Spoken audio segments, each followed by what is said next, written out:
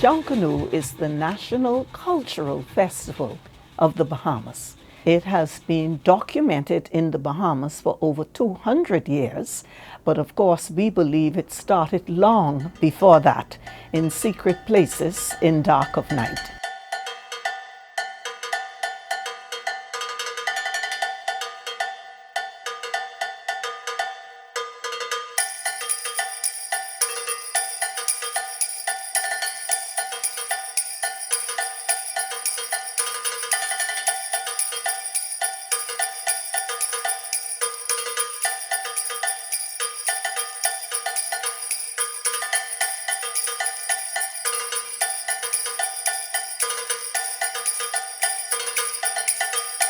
I think of our ancestors who were in the crisis of slavery, and you are no longer owned by you.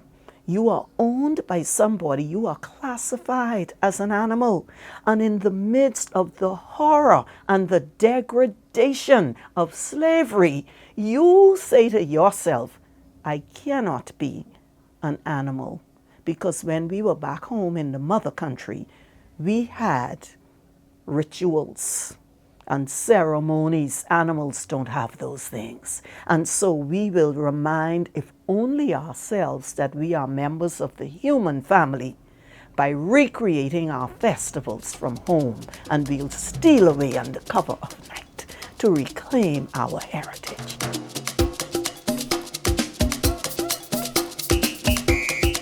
My name is Arlene Nash Ferguson, and I am the director of Educulture Bahamas that runs this Junkanoo Museum in which we are now situated. The word educulture my husband and I made up because it explains my twin passions of education and culture. I am a teacher by profession, I always say, and a Junkanoo by passion.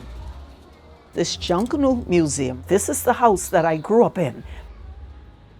These are all my costumes in here from different parades. I have the hard part because I get to dance in them and look pretty, and how people admire me all morning.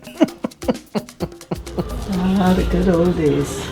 Our costumes have really evolved over the years. In the old days, the costumes were made from indigenous materials: sponge, leaves, feathers, palm branches, whatever we could find.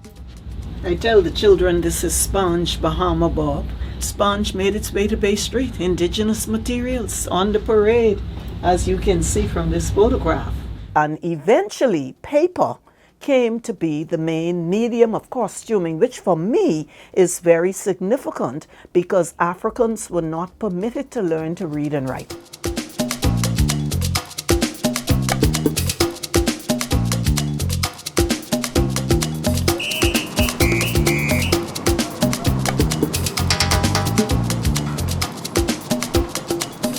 The parade begins at the corner of George Street and Bay Street. And when Junkanoos say, let's go to Bay, it's a rallying cry to go to the parades. Now, as a teacher, when we have children who come to the museum, I say to them, let's go to Bay. And I use the word Bay as an acronym. And I tell them it means beyond and above yesterday. You must be better every day than you were the day before. Let's go to Bay.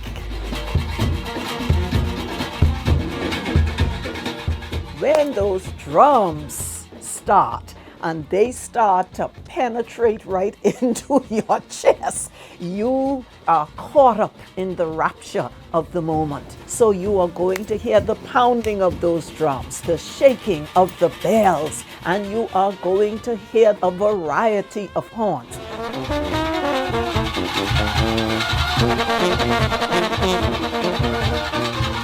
It is the richest experience of the people of the Bahamas, and I think our visitors become immersed in that same feeling of expression when they witness it. Junkanoo, I think, says first and foremost that we are a people of celebration, that we appreciate this magnificent environment in which we have been placed. And we find many ways to celebrate that.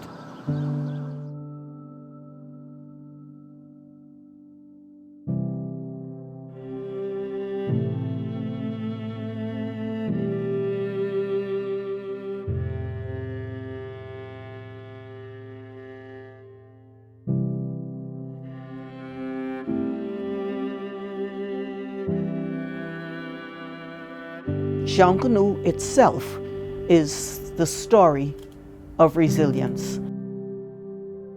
It really is a symbol of how strong and determined we are as a people. We've had Dorian and now we have COVID, and as we have done with every other crisis before this, we will survive. As we say in the Bahamas, we will bounce back. And that is just a part of who he is, to put it in Bahamian English.